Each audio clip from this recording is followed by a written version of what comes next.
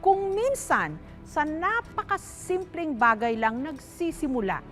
Sino ang mag-aakala na ang simpleng kagamitan ang magiging mitya ng buhay ng isang bata? Kasalo natin ang mga kutsara sa pinakamasasarap na sandali ng ating buhay. Kaya sinong mag-aakala na ang isang hamak na kubyertos pwedeng maging sanhi ng kamatayan ng isang 2 taong gulang na bata?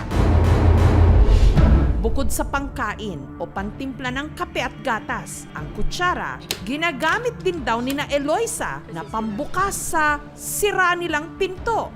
Nitong February 19, kasama ni Eloisa ang 2 taong gulang niyang anak na si Jake.